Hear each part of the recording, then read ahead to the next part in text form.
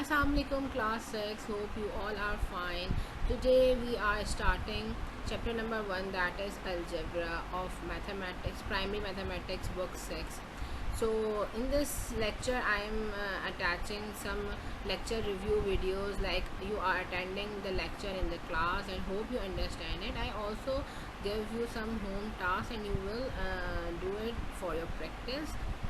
Inshallah you will watch all the videos and all the slides and you are getting that topic easily, inshallah.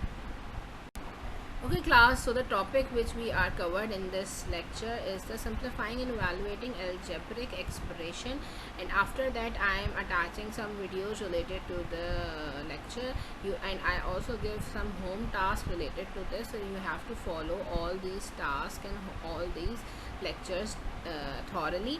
And after that I attach some related videos to give you the more description about that topic, and in the last I am also giving you the links related to this topic.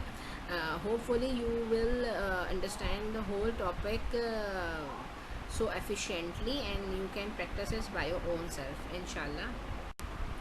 So class, simplifying and evaluating algebraic expression. First of all, we have to need what is the difference between the algebraic expression and algebraic equation. In algebraic expression there is a coefficient, variable and constant there, that is called a term. Okay, but in the algebraic equation the term should be balanced with the other term.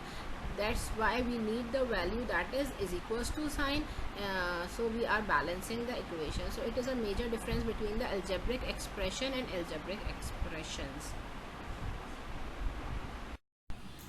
Assalamualaikum class 6. Hope you are fine. Today we are continuing our chapter number 1, that is algebra, book 6. We are considering page number 3 and page number 4. Look at your book, page number 3. I am explaining question number 1 orally. You have to look at your books. So class, in question number 1, Kate has P cookies and Jules has 3 P cookies. How many cookies does they have all together? Just we have to add P into 3. Okay, there's a picture. We have to add P plus 3P, that is 4. Okay.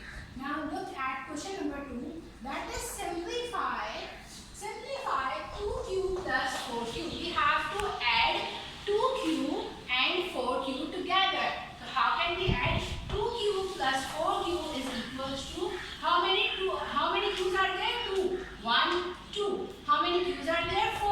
1, 2, 3, 4. When we combine all together is 1, 2, 3, 4, 5, 6. So the answer is 6Q. Now looking at question number 3, there is a simplify 3R plus 5. So 3R, we have to make our table. We have 3R, 1, 2, 3. 3 R's. We have 1 R. We have 1, 2, 3, 4, 5. 5 R's. When we add all of them are 1, 2, 3, 4, 5, 6, 7, 8, 9. 9 R's the answer. Okay, you have to do it in your book as well, in the worksheet form. Okay, in question number 4, simplify 2U plus 3U plus 2. So there is 2U, 1, 2. There is 3U, 1, 2, 3. And 2 is the constant. So we can't change the 2 in any other thing. We have to write 2 as it is. So 1, 2, 3, 4, 5. 5U plus 2 is the answer. Now class, look at page number 4, question number 5. There is a question. Simplify each of the following expression. There are 4 questions. I am giving you the example of 2 questions over there, and both remaining 2 parts you have to do in your notebook. And you are completing this question also in your notebook. Like the first question is